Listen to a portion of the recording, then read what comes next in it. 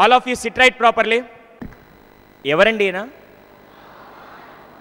బాబు మోహన్ గారికి జీవితంలో కోలుకోలేని ఒక దెబ్బ తగిలింది. ఏంటది? ఏంటి? వాళ్ళ కొడుకు చనిపోయారు. కొడుకు చనిపోయి ఎంతకాలం, ఎలా చనిపోయారండి? కొడుకు యాక్సిడెంట్లో చనిపోయారు. చనిపోయి ఎంతకాలం అయింది? ఎంతకాలం అయింది? ఆల్మోస్ట్ 8 to 10 years అయిందండి. కానీ ఇప్పటికీ తన కొడుకు ప్రస్తావన ఎక్కడైనా వస్తే తనకే తెలియకుండా కన్నీళ్ళు వస్తున్నాయండి. ఎవరండి ఆయన? ఆర్పి పట్నాయక్ గారు ఏదో ఆ టీవీ రేటింగ్ పెరగాలనో ప్రోగ్రామ్ హైలైట్ అవ్వాలని చెప్పలేదండి. 2009లో ఆయన ఇంటెనకాల ఒక స్లమ్ ఏరియా ఉంటే అక్కడ ఒకరి తల్లిదండ్రులని రోడ్డు మీదకి తరివేస్తే ఆ రోజు నుంచి ఇంటికి తీసుకొని వచ్చి తన సొంత తల్లిదండ్రులకు చూసుకుంటే మహానుభావుడు అండి ఆర్పి పట్నాయక్ గారు. Really hats off to that great man.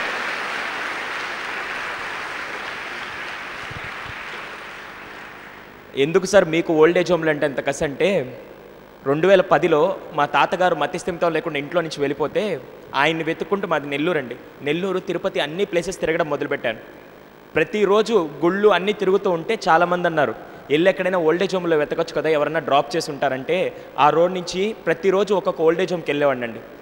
వెళ్ళిన ప్రతిసారి ఏ రోజు రాత్రి ఇంటికి వచ్చి అన్నం తినేవాడిని కాదు, అలాగే ఏడుస్తూ కూర్చునేవాడిని. ఎందుకంటే అక్కడికి వెళ్ళిన ప్రతిసారి అక్కడ ఉండే పెద్దవాళ్ళతో మాట్లాడుతుంటే, ముసలి వాళ్ళతో మాట్లాడుతుంటే అసలైన నరకం ఎలా ఉంటుందో వాళ్ళ కళ్ళ వచ్చే కన్నీరు రూపంలో చూశానండి. ఆ రోజు డిసైడ్ అయ్యాను, ఎలా అయినా వీళ్ళని దాంట్లో నుంచి బయటికి తీసుకురావాలనుకున్నాను. కానీ నాకు ఫైనాన్షియల్ స్టేటస్ లేదండి. అప్పుడు వెళ్ళి ఆ తల్లిదండ్రుల యొక్క పిల్లల ఇంటికి వెళ్ళాను. వెళ్ళి, సార్ ఎందుకు సార్ మీ తల్లిదండ్రులు ఇలా వదిలేస్తారు, హ్యాపీగా తీసుకొని వచ్చి చూడొచ్చు కదా అంటే అప్పుడు వాళ్ళు అన్నారు, అరే నువ్వు ఫస్ట్ పెరిగి పెద్దయి పెళ్లి చేసుకొని పిల్లల్ని కానీ తర్వాత నీ తల్లిదండ్రులను చూసుకొని తర్వాత మాకు వచ్చి చెప్పనేవాళ్ళు. అది రైటా అండి? కానీ అప్పుడు ఏం చేయాలో తెలిసేది కాదు. అప్పుడు డిసైడ్ చేసుకున్నానండి, ఒకవేళ లోపల ఉండే వాళ్ళని బయటికి తీసుకురాలేకపోవచ్చు, కానీ ఇక నుంచి బయట నుంచి ఎవరిని ఓల్డేజ్ హోమ్ లోపలికి పంపించుకున్నా సరిపోతుందని చెప్పి ఆ రోజు డిసైడ్ అయ్యానండి.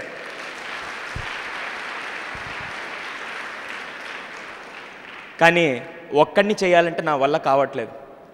అప్పుడు నాకు ఒక ఐడియా వచ్చిందండి. ఇప్పటికీ దాదాపుగా 200 కాలేజీలు, కార్పొరేట్ కంపెనీలు అన్నీ తిరిగానండి. దాదాపుగా ఒక 50,000 మంది స్టూడెంట్స్తో ఇంటరాక్ట్ అయిన ప్రతిసారి ఈరోజు నేను ఇక్కడికి వచ్చి మాట్లాడుతున్నానంటే నేను మీ గురువునా కాదా అండి? ఐఎమ్ ఏ రైటరా? ఇప్పుడు ఒక గురువుగా నేను ఒక గురు దక్షిణ్ణి భిక్షగా అడుగుతాను, ఇస్తారా? ఇస్తారా? నాకు ప్రామిస్ చేస్తారా? రేపటి రోజున భవిష్యత్తులో ఇక్కడ కూర్చున్న ఏ ఒక్కరి విద్యార్థిని తల్లిదండ్రులు ఏ ఓల్డేజ్ హోమ్లో ఉండకూడదు, నాకు ఆ ప్రామిస్ చేస్తారా? ఒకవేళ వీలైతే మీ పక్కింట్లోనే ఎదురింట్లోనే ఎవరన్నా జాయిన్ చేస్తున్నా ఆపండి, ప్రామిస్ చేస్తారా? ఎందుకు సార్ ఇలా చేపిస్తారంటే ఆ బాధ నాకే తెలుసండి. నాలాంటి దురదృష్టవంతుడికి మాత్రమే తెలుసు. 9వ క్లాస్లోనే తండ్రిని కోల్పోతే ఈరోజు ఈ పొజిషన్కి వచ్చి ప్రతిరోజు రాత్రి నిద్రపోయేటప్పుడు ఈ ఆనందాన్ని ఎవరితో పంచుకోవాలి, ఈ పుత్రోత్సాహం ఎవరికి ఇవ్వాలో తెలియక ప్రతిరోజు ఏడుస్తాడు. నాకు మాత్రమే తెలుసండి ఆ బాధ ఎలా ఉంటుంది. ఎవరైతే కోల్పోయారో వాళ్ళకి మాత్రమే తెలుస్తుంది. ఉన్నప్పుడు ఆ వాల్యూ తెలియదు. ఎందుకు తెలియదంటే, మొన్న రీసెంట్గా ఒక అమ్మాయి కౌన్సిలింగ్కి వచ్చింది. చెప్పచ్చా అండి? కౌన్సిలింగ్కి 9వ క్లాస్ అమ్మాయి వచ్చింది. ఆ అమ్మాయికి కూడా వాళ్ళ నాన్న లేడు. అమ్మ, తన చిన్న పాప, వాళ్ళ అక్క ఉంటారు. వాళ్ళ అమ్మ అంటే ఎందుకో చిన్నప్పటి నుంచి తనకి ఇష్టం లేదు. ఇష్టం లేకుండా అలా ఉన్నప్పుడు ఒకరోజు రాత్రి 7 గంటలకి భోజనం చేసే టైంకి అమ్మ భోజనం పెడుతూ ఉంది. ఏదో మాట అనేసరికి ఒక్కసారిగా లోపలుండే బర్స్ట్ అయిపోయింది. కోపం బర్స్ట్ అయిపోయి తినే ప్లేట్ తీసి ఇలా విసిరి కొట్టి, అసలు నువ్వు తల్లివేనా? నీకు 2 కూతుర్లు ఉన్నారు, అక్క నేను, నీకు పెద్ద కూతురు అంటే ఇష్టం, నేనంటే ఇష్టం లేదు, అలాంటప్పుడు నన్ను ఎందుకు కన్నావు? పురుట్లోనే చంపేసి ఉంటే పోయిండేది కదా, నిన్న అమ్మ అని పిలవడానికి కూడా నాకు నోరు రావట్లేదు, చావనైనా చస్తాను కానీ ఇంకోసారి ఇంట్లో మాత్రం ఉండనని చెప్పి సాయంత్రం 7 గంటలకి కట్టుబట్టలతో అలాగే వెళ్ళిపోయింది. ఒకటే డిసైడ్ అయింది, నేను చావనైనా చస్తాను కానీ మళ్ళీ ఇంటికి మాత్రం రానని చెప్పి అలా ఏడుస్తూ వెళ్ళిపోయింది. ఎక్కడికి వెళ్తుందో తెలియదు. తన దగ్గర డబ్బులు లేవు. 8 అయింది, 9 అయింది, అలా నడుచుకుంటూ వెళ్తుంది. కానీ ఒకటే డిసైడ్ అయింది, తిరిగి మాత్రం ఇంటికి రాను, చావనైనా చస్తానని. అలా వెళ్తున్న అమ్మాయికి అంతసేపు నడిచెళ్ళేసరికి ఆకలేయడం మొదలుపెట్టిందండి. తన దగ్గర తినడానికి డబ్బులున్నాయా? పోనీ ఎవరినైనా అడగగలుగుతుందా? పోనీ అడుక్కోగలుగుతుందా? భారతదేశంలో ఏ తల్లిదండ్రులు వాళ్ళ పిల్లలకి నేర్పించలేదండి ఎలా అడుక్కోవాలి. సో ఆ పాపకి ఏం చేయాలో తెలియక అలా ఏడుస్తూ ఉన్నప్పుడు పక్కనే ఒక నూడిల్స్ షాప్ అతను ఉన్నాడు. ఆయన చూసి ఈ పాపకి ఏదో ప్రాబ్లం ఉందని చెప్పి ఆ పాపని లోపలికి తీసుకొని వచ్చి ఆ పాపకి ఒక కప్ ఆఫ్ నూడిల్స్ ఇచ్చారండి. అంత ఆకలితో ఉన్నప్పుడు మనకి ఎవరన్నా ఆహారం పెడితే వద్దంటావా? వెంటనే అమ్మాయి కూడా ఒక్కసారిగా ఆ నూడిల్స్ తీసుకొని తినడం మొదలు పెట్టేసిందండి. అలాగే ఏడుస్తూ నూడిల్స్ అంతా తినేసింది. తినేసి ఆ కప్పు పక్కన పెట్టి వెంటనే ఆయన దగ్గరికి వచ్చి ఆయన కాళ్ళ మీద పడి నమస్కారం చేస్తూ, సార్ మీరు దేవుడు సార్ అని చెప్పబోతున్నాను. వెంటనే ఆయన ఒకసారి ఆపి, అమ్మ ఒక్క నిమిషం, నేనెవరో కూడా నీకు తెలియదు, ఐఎమ్ జస్ట్ స్ట్రేంజర్, నేనెవరో కూడా నీకు తెలియదు. After all cup of noodles ఇచ్చానని చెప్పి నన్ను దేవుడు అంటున్నావు కదా, మీ ఇంట్లో ఏం జరిగిందో నాకు తెలియదు. 16 ఏళ్ళగా వాళ్ళ కళల్ని పక్కన పెట్టి నీ ప్రపంచాల కోసం బతుకుతున్న నీ తల్లిదండ్రులు ఒక్క మాట అన్నారని ఈరోజు ఇంట్లో నుంచి వచ్చేసావు, నీకు ఇది న్యాయమేనా అని ఒక్క మాట అడిగాడండి. ఆ అమ్మాయి ఇంకెక్కెక్కి ఆడవడం మొదలుపెట్టింది. అలాగే ఏడుస్తూ ఇంటికి బయలుదేరింది. ఇంటికి వస్తున్నప్పుడు కూడా ఒకే ఆలోచన, అమ్మ కొడుతుందో అమ్మ తిడుతుందో అని చెప్పి ఆలోచిస్తూ వస్తుంది. అమ్మ తిడుతుందా అండి? అమ్మ కొడుతుందా? 2 గంటల క్రితం కూతురు ఇంట్లో నుంచి వెళ్ళిపోయిందని ఏడుస్తూ గుమ్మంలో ఎదురు చూస్తున్న తల్లికి ఒక్కసారిగా తన కూతురు వచ్చేసరికి ఏం చేస్తుందండి తల్లి? ఏం చేస్తుంది? ఏడుస్తూ హత్తుకొని లోపలికి రమ్మ, ఆకలేస్తుందో అన్నం తిందో అంటుంది. అలాంటి మాతృమూర్తులు ఎక్కడున్నా అంటే కేవలం భారతదేశంలో ఇక్కడ కూర్చున్న విద్యార్థులకి తల్లిదండ్రులుగా మన ఇంట్లో ఉన్నారండి. I am right are wrong? కానీ మనం ఏం చేస్తున్నాం అంటే, ఎంత దౌర్భాగ్యమైన స్థితిలో ఉన్నామంటే, నాకు ఒక చిన్న విషయం చెప్పండి. నేను మా తమ్ముళ్ళు అన్నయ్యలాగా అడుగుతున్నాను, లేకుంటే చెల్లెలు అక్కల్లాగా అడుగుతున్నాను. ఎంతమంది మీ సూటిపోటి మాటలతో మీ అమ్మా నాన్నలను ఇబ్బంది పెట్టుంటారు? ఒక్కసారి చెప్పండి. అందరం రైట్, అందరూ అదే పని చేస్తారు. నాకు ఈరోజు ఒక్క పని చేస్తారా? ఎంతమంది మీ చిన్నప్పటి నుంచి ఇప్పుడు దాకా ప్రతిరోజు అమ్మకి ఐ లవ్ యూ కానీ నాన్నకి ఐ లవ్ యూ చెప్పిన వాళ్ళు ఎంతమంది? రోజు చెప్పేవాళ్ళు. నేను రీసెంట్గా ఒక ఇన్సిడెంట్ చూశానండి. ఒక కాలేజ్కి వెళ్ళాను. కాలేజ్కి వెళ్ళినప్పుడు ఇలాగే అందరు కూర్చున్నారు, స్టూడెంట్స్ అందరు కూర్చున్నారు. ప్రిన్సిపల్ గారు క్లాస్ అరేంజ్ చేశారు. క్లాస్ అరేంజ్ చేస్తే నేను ఇలా క్లాస్లోకి ఎంటర్ అయ్యాను. నా జీవితంలో నేను ఎప్పుడు తలదించుకోలేదండి. కానీ ఆ రోజు క్లాస్లోకి రాగానే తలదించుకొని బయటికి వెళ్ళిపోయాను. వెంటనే ప్రిన్సిపల్ గారు వచ్చారు. ఏంటి సార్ ఎక్కడికి వెళ్ళిపోతున్నారు, క్లాస్ తీసుకోవాలి కదంటే, నేను వీళ్ళ క్లాస్ చెప్పనండి అన్నాను. ఏమైంది సార్, మీకు డబ్బులు ఇచ్చాం కదా, నేను డబల్ మీకు బ్యాక్ ఇస్తాను, నేను మాత్రం వీళ్ళ క్లాస్ చెప్పను అన్నాడు. ఏమైంది సార్ అన్నాడు. సరే నేను మీకు సమాధానం చెప్పను కానీ విద్యార్థులకు సమాధానం చెప్తాను, క్లాస్లోకి వచ్చానండి. ఎందుకు వెళ్ళిపోయానో తెలుసా? క్లాసు గోడల మీద మనం చదివే కళాశాల కానీ ఇల్లు కానీ దేవాలయం అంటారు, అంతేనా? ఇప్పుడు ఇక్కడ కూర్చున్నా ఇది దేవాలయం కిందే, కొత్త ఇన్ఫర్మేషన్ నేర్చుకున్నాం. ఆ క్లాసు గోడల మీద ఏం రాస్తున్నారు తెలుసా అండి? ఇంటర్మీడియట్ విద్యార్థులు ప్రతి గోడ మీద పవర్ స్టార్ పవన్ కళ్యాణ్, జై బాలయ్య, జనసేన, అల్లు అర్జున్ అని చెప్పి ప్రతి గోడ మీద ప్రతి పేరు రాస్తున్నారండి. నేను ఒక్కటే మాట్లాడాను, తమ్ముళ్ళు బాగా రాశారు, ఎక్సలెంట్, మంచి పేర్లు, డిజైన్లు అన్నీ బాగానే ఉన్నాయి. అన్ని పేర్లు రాసిన మీకు ఎక్కడా మీ నాన్నగారి పేరు రాయాలనిపించలేదని చెప్పి ఒకటే అడిగానండి. మీ నాన్నగారి పేరు ఎక్కడ గోడ మీద రాయాలనిపించలేదని అడిగాను. వెంటనే వాళ్ళు ఆశ్చర్యపోయారు. ఏంటి సార్? ఏం లేదు బాబు, నేను కరెక్ట్గా 15 నిమిషాలు టైం ఇస్తాను. బయటికి వెళ్ళి వచ్చేసరికి ఏ గోడ మీద ఏ హీరో పేరు ఉండకూడదు. మీరు ఏం చేస్తారు నాకు తెలియదు. 15 నిమిషాలు టైం ఇస్తాను. గోడ గీకతారా, పెయింట్ వేస్తారా, మీ ఇష్టం. 15 నిమిషాల తర్వాత వస్తే ఏ గోడ మీద ఎవరిది ఉండకూడదు. కానీ ఏమి రాసి ఉండాలంటే, ప్రతి గోడ మీద పెన్ను, పెన్సిల్ తీసుకొని Sudheer son of Shivaramaiah, Suresh son of Krishna అని చెప్పి మీ పేరు, మీ నాన్న పేరు అన్ని గోడల మీద రాయమని చెప్పారు. వెంటనే నేను వెళ్ళిపోయాను. 15 నిమిషాల తర్వాత తిరిగి వచ్చేసరికి పాప మీ పిల్లలు ఏం చేశారంటే, పైన ఎక్కడ హాస్టల్ మీద పెయింట్ డబ్బాలు ఉంటే అవి తీసుకొని వచ్చి మొత్తం వేసేసి పెన్తో రాసి పెట్టారు. లోపలికి రాగానే అడిగాను, మీకు సినిమా హీరోలు అంటే ఇష్టం అనండి. సార్ భలే ఇష్టం సార్, ప్రాణం అన్నారు.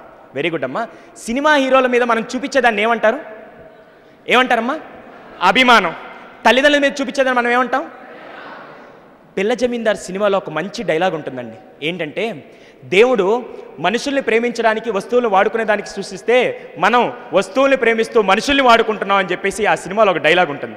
అలాగే దేవుడు ఏం చెప్పాడంటే, అరే పిచ్చి జనాలారా, అభిమానాన్ని గుండెల్లో పెట్టుకొని ప్రేమని పంచండి అని నేను చెప్తే మీరు ప్రేమని గుండెల్లో పెట్టుకొని అభిమానాన్ని పంచుతున్నారు, ఫస్ట్ అది మారండి అని చెప్పి దేవుడు చెప్తున్నాడండి.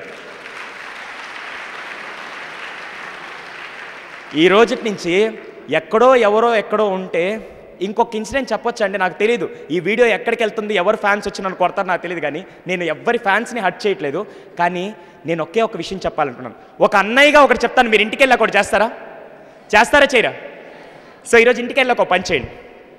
ఏంటంటే, మీరు ఇంటికి వెళ్ళినప్పుడు మీ అమ్మో నాన్నో ఎవరో ఒకరు ఉంటారు కదండి, మదర్ ఆఫ్ ఫాదర్ ఎవరో ఉంటారు. ఓకే, ఇంటికి వెళ్ళగానే సైలెంట్గా వెళ్ళి ఏం చేయద్దు, ఇంటికి వెళ్ళి బ్యాగ్ అక్కడ పెట్టేసి నేరుగా అమ్మ దగ్గరికి వెళ్ళి, అమ్మ ఉంటే అమ్మ, నాన్న ఉంటే నాన్న, వెంటనే ఏం చెప్తారంటే, తెలుగులో చెప్తే వాళ్ళకి ఈజీగా ఉంటుందో ఇంగ్లీష్లో చెప్తే వాళ్ళకి ఈజీగా ఉంటుందో చేయండి, నాకు సంబంధం లేదు. కానీ ఏం చెప్తారంటే, అమ్మ దగ్గరికి వెళ్ళి, అమ్మ ఐ లవ్ యూ, నాన్న ఐ లవ్ యూ అని ఒక మాట చెప్పండి. వెంటనే అమ్మ అంటుంది, ఏరా దారిలో బాగానే వచ్చావు, కుక్క ఏమైనా గడిచిందా? నాన్న అంటాడు, ఏరా బిస్కెట్లు వేస్తున్నావు, డబ్బులు ఏమైనా కావాలా, మామూలుగా అడగొచ్చు కదా అంటారు. కానీ ఆ రోజు రాత్రి మాత్రం వాళ్ళిద్దరు అన్నం తినరండి. 18 ఏళ్ల వయసులో ఉండే కొడుకు వచ్చి ఇన్ని రోజులు చెప్పండి నేను ప్రేమిస్తున్నానని చెప్పి కొడుకు వచ్చి చెప్పారని, కూతురు వచ్చి చెప్పారని, ఆ రోజు ఆ తల్లిదండ్రులు అన్నం తినరండి. పక్కన 10 మందికి వెళ్ళి చెప్తారండి. అలాంటి అమాయకులు ఎవరంటే మన అమ్మా నాన్నలండి. అర్థమవుతుందా? ఈరోజు ఒక్కరోజు ఇలా చేయండి. చేసిన తర్వాత నాకు వచ్చి చెప్పండి, అన్నయ్య నేను చెప్పంగానే వాళ్ళ కళ్ళల్లో ఆనందం చూశానని చెప్పి నాకు ఫోన్ చేసి చెప్పండి, లాస్ట్లో నెంబర్ ఇస్తాను. ఒక్కసారి చేశారనుకోండి ఎలా ఉంటుందంటే 10 సార్లు మనం దాన్ని నేను ఒక యాక్టివిటీ చేసి చూపిస్తాను. మీ అందరు దాన్ని ఇన్వాల్వ్ అవుతారు యాక్టివిటీలో? Yes or no? So activity మీరు అందరు చేయాలి. అది నేను చేస్తాను. ఈ ఒక్క యాక్టివిటీ చేస్తే ఇంకొక ఎగ్జాంపుల్ ఉంది, చెప్పచ్చా? దయచేసి ఫ్యాన్స్ అందరికీ చెప్తున్నాను, ఇది ఎవరిని హర్ట్ చేయడానికి కాదు, కానీ తెలియజెప్పడానికి చేస్తున్నాను. మా ఇంటి పక్కన దీపావళికి సెలవులకి వెళ్ళాను సార్. సెలవులకి వెళ్ళినప్పుడు ఏం జరిగిందంటే మా ఇంటి బయటే ఒక పోస్ట్ చేశారు. ఎవరిదంటే పేరు కూడా చెప్తాను, నాకేం భయం లేదు. రెబల్ స్టార్ ఎవరు? ప్రభాస్. ప్రభాస్ ఫోటో వేసి ఒక కటౌట్ పెట్టినారు. ఎంత కటౌట్ అంటే ఫ్లెక్స్ పెట్టించున్నారు. ఆ దీపావళి ముందు రోజు ఎప్పుడు ఆయన పుట్టినరోజు అంట. ఓకే, పుట్టినరోజు అండి. ఫ్లెక్స్ వేయించినారు. కింద ఏం రాస్తున్నారంటే ఫోటో పెట్టి చరణ్, మా ఫ్రెండ్ పేరు చరణ్ అండి, వాడి పేరు వేయించున్నారు. వాడు ఏం చేస్తున్నారంటే నాతో పాటు బీటెక్ కంప్లీట్ అయిపోయింది, కాకుంటే ఒక దగ్గర జాబ్లో జాయిన్ అయ్యాడు. మళ్ళీ ఆ జాబ్ నచ్చక వచ్చేసాడు. ఇప్పుడు ఖాళీగా ఇంట్లో ఉన్నాడు. ఓకేనా, ఖాళీగా ఇంట్లో ఉన్నాడు. ఫ్లెక్స్ వేయించాడు. ఒకసారి నేను అపార్ట్మెంట్లో నుంచి బయటికి రాని ఫ్లెక్స్ కనపడింది. అరే చాలా బాగుంది అని చెప్పి నేరుగా వాడి దగ్గరికి వెళ్ళాను. ఏంది మా ఫ్లెక్స్ వేయించావు ఏంటంటే, ఏం లేదు ప్రభాస్ బర్త్డే అన్నాడు. అర్రే భలే ఉంది. అది పోస్ట్ ఏంటి తెలుసా? రెబల్ సినిమాలో వాడు ఇంటర్వెల్ షాట్లో బ్లాక్ డ్రెస్ వేసుకొని వాడు బయటకు వస్తున్నాడు చూసారా, అది చాలా కట్అవుట్ భలే ఉంటుంది. ఇలా వస్తున్నప్పుడు ఆయన ఫోటో కింద చరణ్ ఫోటో పెట్టింది, సూపర్గా ఉంది. నేను వెంటనే వెళ్ళి బాగా ఇంట్రెస్టింగ్, మా ఫ్లెక్స్ ఎంత అయిందని అడిగాను. ఏముందిరా 2500 అయింది. సూపర్. అవును ఇప్పుడు జాబ్ లేదు కదా, ఎలా తీసుకొచ్చాడు? డాడీని అడిగాను, డాడీ ఇచ్చాడు. నేను అడగగానే డాడీ ఇస్తాను. సూపర్, మంచిది, చాలా బాగా చేశావు. ఇంకోటి, ఈరోజు ప్రభాస్ బర్త్డే కదా, పోనీ నువ్వు ఇక్కడ ఫ్లెక్స్ వేయించినట్టు ప్రభాస్కి తెలుసాను. హే ప్రభాస్కి అట్ట తెలుస్తుంది, ఆయన అక్కడ ఉంటాడు, ఆయనకేం తెలుస్తుంది? ఓ నువ్వు ఫ్లెక్స్ వేయించినట్టు ప్రభాస్ తెలీదా? Okay okay, very good. పోనీ నువ్వు ప్రభాస్కి ఫోన్ చేసి బర్త్డే విష్ చేశాను. మన దగ్గర నెంబర్ ఎక్కడ ఉంది? మనం ఊరినే ఏదో మన ఆనందం కోసం వేయించాను. Very good. అంటే నువ్వు ఫ్లెక్స్ వేయించినట్టు ప్రభాస్ తెలియదు అనమాట. తెలియదురా అన్నాడు. పోనీ నువ్వు బర్త్డే విష్ చెప్పావా? ఇక్కడ నెల్లూరులో చరణ్ అని ఒకడు ఉన్నాడు, వాడు ఫోన్ చేసి చెప్తాడని చెప్పి నువ్వేమైనా చెప్పాను? నేను చెప్పలేదని. Okay very good. ఎంత అయిందని అడిగా. 2500 రా, ఫ్లెక్స్ వచ్చి 1500, కట్టిన దానికి 1000 రూపాయలు అన్నాడు. సూపర్. సరే కానీ మార్కెట్లో ఒక చీర ఎంత వద్దమ్మా? నార్మల్ సాదా సీదా చీర ఎంత వద్ది? 500. Very good. ఒక ప్యాంటు షర్ట్ ఎంత అవుతుంది? ఎంత? 1000 రూపాయలు వస్తుందా? ఏ క్లాస్ 1000 రూపాయలతో వస్తుంది. అదే 2500 తీసుకొని నేను వాడికి ఇదే చెప్పాను, అరే ఇంకో 2500 తీసుకో, ఇంకో 2500 తీసుకో. మీ డాడీ ఎంత అడిగినా ఇస్తాడు కదా, గొప్పడు కదా.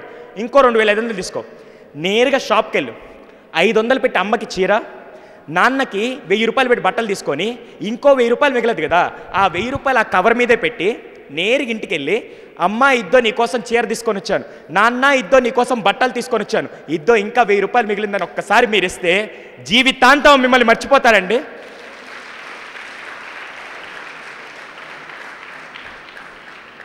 ఇది జస్ట్ చెప్పడానికే చేశానండి, ఇది రియల్గా జరుగుతున్న ఇన్సిడెంట్లు.